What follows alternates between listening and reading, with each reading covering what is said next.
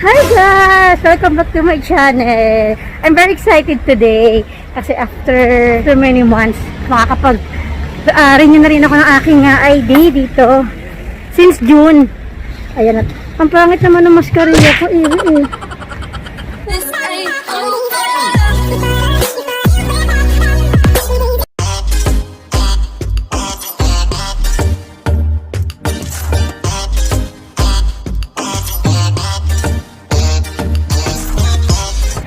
So ayan, makakapag-renew na rin ako. Pupunta na kami doon sa office na pag-renewan ko ng ID. So, update ko you guys kapag nakarating na kami doon. Bye!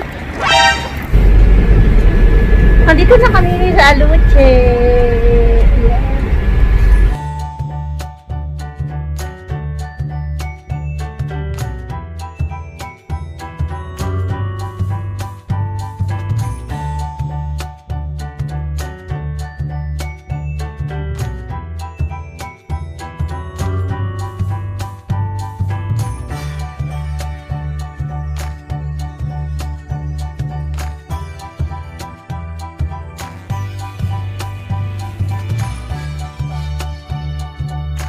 Sa salida na kami. So 11 pa yung ano ko, 9:30 pa lang. 8:45 kami umalis sa bahay para maaga. Ang layo kaya nito. 30 minutes ng biyahe simula sa bahay namin. Sa salida na.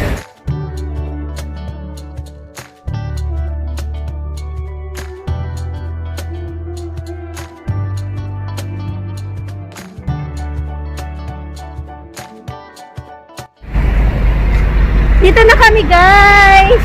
Aluche! Last na punta namin dito 2016 yung dumating sila Pauline. Tapos ngayon nakabalik kami ulit. Mag-renew kami ng aming ID. Ano na namin to? Residence card. Pang ano na namin to? Second 5 years. So normally dito talaga kami nag-ano ng kumukuha ng tarjeta namin, resident ID namin. Dito talaga. Malayo siya. Kaya kailangan pagka may sita ka, maaga ka para hindi ka magagawa sa time.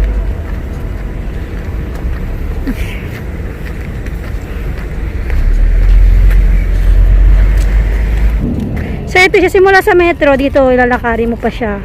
Mga ano lang, mga 5 minutes na lakaran, mga ganon. 5 minutes ba be? Simula sa metro. Pang layo eh. Kaya malamig. Pero buti na lang may araw. Excited na ako mag-renew ng aking second 5 years here in Spain. Pero ano kami, different yung ano namin, yung schedule namin. Nauna ako, next si Pao, si Jan, January pa sila magre-renew. Hindi pwedeng sabay-sabay kahit na family. Pero try ko pa rin tanong, baka pwede. Kung mabait yung mag-a-attender sa akin. Ay, pasok si Jang. Ganon. Diba, Ibi? Hey! Ganyan yung puno sa Mabeli, alala ko.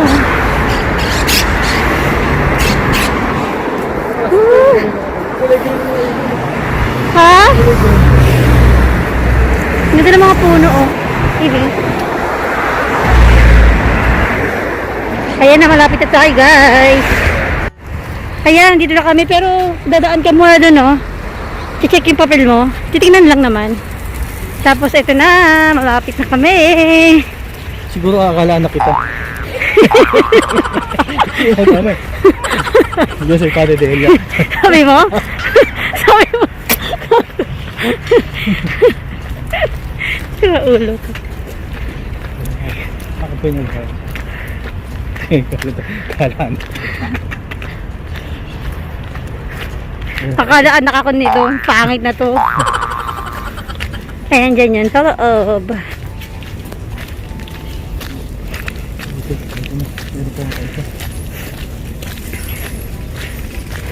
Ayun, mag-aasawa, may mga kakasama ka dalawa. Wala naman ano yan. So, ito na. Ang pila. Simula doon. So, dito, simula dito hanggang doon. Ayun yung pinto. So, dito sa loob. Yan. Yan. Pipila ka dyan sa loob. So, dito na kami sa loob. Ayan. Dami ng tao. Ano na is magti-10 na. Super happy! Tapos na yung aking pag-tag mark ng aking ID.